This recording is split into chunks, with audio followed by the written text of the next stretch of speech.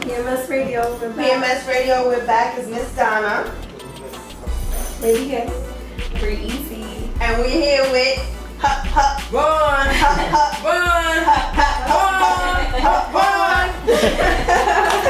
Havon is in the building. Havon is in the building. What's up? What's up, Donna? What's What's up, baby? Breezy, what's up? You my girl.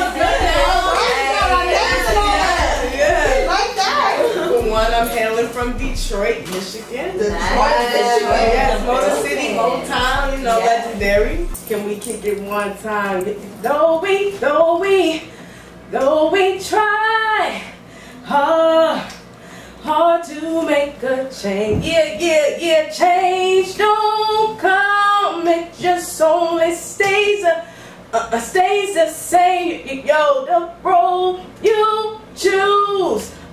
Got to pay your dues. Sang it, gain it all. Got nothing to lose. Yo, I ain't got shit to lose. I'm giving all I got to give for this, man. I'm an entertainer. I'm definitely God. I have to give God the glory for it. He just blessed me with a lot of talent. Yes, right now I'm exercising my ability to sing and rap. But I am an actress. I have, I own my business. Obviously I'm just, an entrepreneur, and I do it all, Wow, nice. So which one did you get into first? Wow, I started out as a background dancer. Nice. Who you background dance for? Aretha Franklin was my very first official tour. Nice. Where I got ripped off. I got my first introduction to the industry. So, anytime you get ripped off, you know it's real, right? And, something went wrong, went right. yeah, that went right because it, encouraged me to say I'm not working for nobody. I'm working for myself. So, I started my own record label, and I was like, you know what, I'm gonna do singing. So I started singing like I did coming up, and I wanted to do more. I wasn't able to express myself the way I wanted to. So, I took my poetry side and I started spitting, How long have you been doing all this? Wow. I started my label in 2006. My record label. And the name of your record label is? Who Is She Records. Who Is She Records? I like that. Yes. Nice. Who is she? Alright. We are. So, I started that in 2006. I dropped out of college. I felt like that wasn't for me.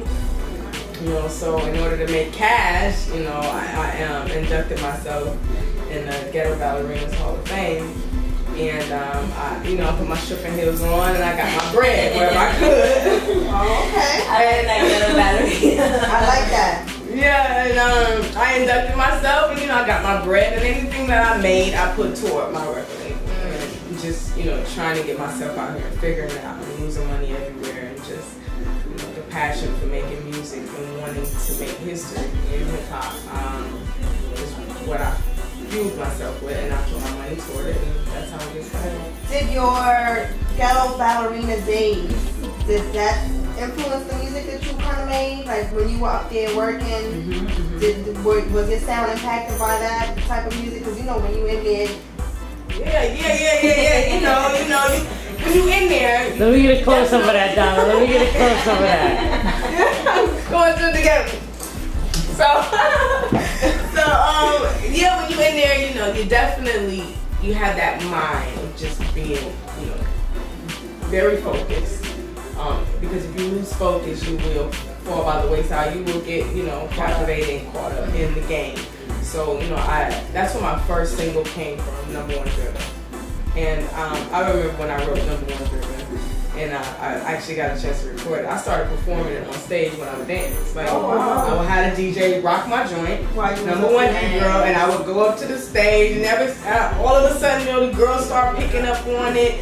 And the girls would come on stage with me, and next thing you know, instead of me stripping on stage, I was, doing my lyrics. Now what you know about this, Wait, in your strip outfit? And my stripper clothes, and all the girls on stage with their stripper clothes. And then they kind of background dance. Everybody's Number One D girl, It was real raw in, like I didn't have nobody mixing, mastering. It was raw, but we was Number One D girls, and And like, I remember niggas tipping me like, it's you, man. Yeah. You know, so then now the niggas, when they come in, they know I'm going up to #1 D girl. So not to focus on you being a girl ballerina. Yeah, but, okay. How did you not fall by the wayside? Was because you knew what your motive was, you knew what your goal was, like, all right, I'm gonna do this to make sure I get money for this. Okay. And then once you got that, then you was good? No, that's not actually it. Did, I would have liked it to happen that way. I had my son, and then I got pregnant again. And I was having my daughter. When I got pregnant with my daughter, it was like, I can't do the dance anymore. If I'm gonna ever be serious, if I'm ever have somebody take me serious, I gotta go home. And I quit cold turkey. I didn't have no money. I had spent, everything I had on the dream, and it didn't work yet. It was a problem. And I didn't know what I was going to do. But I knew I wasn't going to do that no more. I was like, yo, I'm a star. And if I'm going to be a star, then I got to do this shit. So I stepped out on faith, and I walked on the water, and boy, did I start to sink.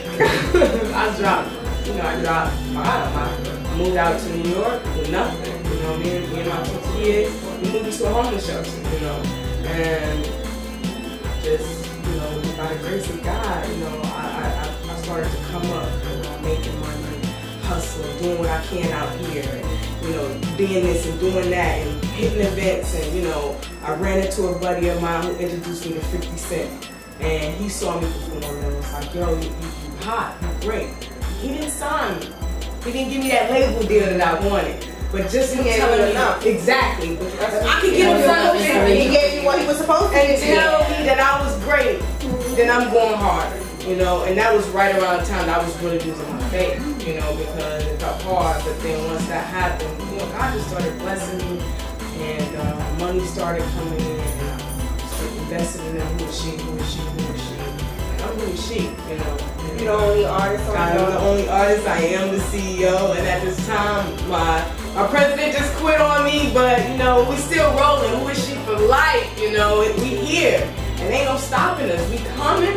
We here. Get ready. We making fucking history. Don't fuck with us. Don't fuck with she. #1 D girl is available on iTunes right now. So #1 D girl. Don't support that. It stands for #1 Get that. Yes, get that on iTunes right now. Like I Am Driven is dropping in November. That's the album. I Am Driven. And it's dropping. It's got some nice hot tracks on there. And, so do you have any features on that, or that's just you? And are you singing? Are you rapping? I'm singing. I'm rapping, and I have one feature on the album. One feature, and then Screechy Don.